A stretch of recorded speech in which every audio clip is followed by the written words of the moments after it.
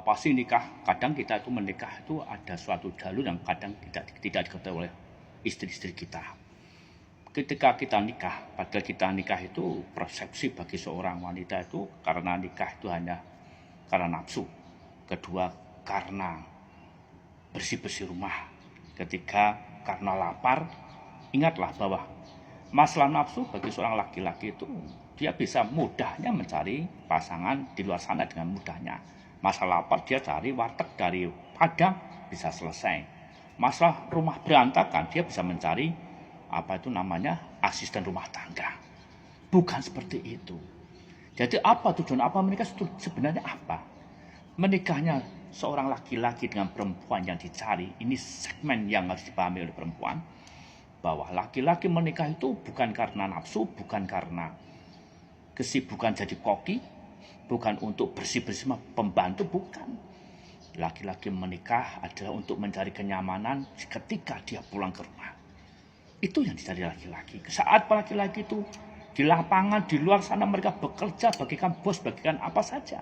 Tapi saat di rumah dia itu mengutarakan hatinya, melelahkan badannya. Mereka ingin berbaring dengan nyaman. Disitulah nilai yang sangat dicari, nilai yang sangat harmonis dan romantis yang akan menjadikan peluang yang sangat luar biasa itu. Seorang wanita, seorang istri itu harus mempunyai persepsi yang lebih mendalam dan lebih sejuk.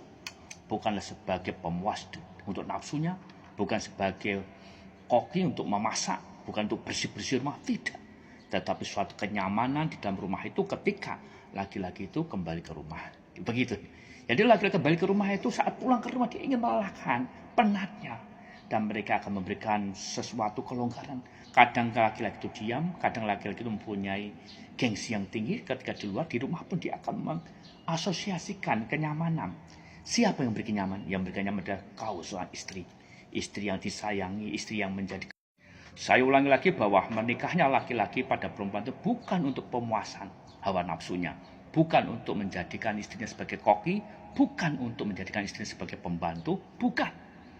Tetapi untuk pulang ke rumah, tempat yang nyaman, dan dia bisa bercengkrama dengan hati yang damai, bisa membangun romantis dan harmonis dalam kehidupan rumah tangganya, dan keluh kesahnya akan mendapat nilai yang lebih berharga. Senyumnya wanita akan membuahkan charger buat laki-laki semakin final, dan energiknya wanita terhadap laki-laki akan menambah rezeki. Kemudian pangkuannya atau pelukannya wanita akan membuahkan hasil keberadaan laki yang semakin tegas dalam hidup ini. Jadi kalau kita yang sudah mempunyai seorang istri yang sangat istimewa seperti inilah, wanita istimewa seperti inilah, kau laki-laki yang sudah mempunyai hal seperti itu, mempunyai idola yang luar biasa, janganlah kau merusak rumah tanggamu dengan KDRT, dengan ucapan yang salah, ucapan yang racun, dengan perbuatan selingkuh atau perbuatan sekiranya bisa menjadikan kehancuran dalam rumah tanggamu. Ingat itu bagi laki-laki yang sudah mempunyai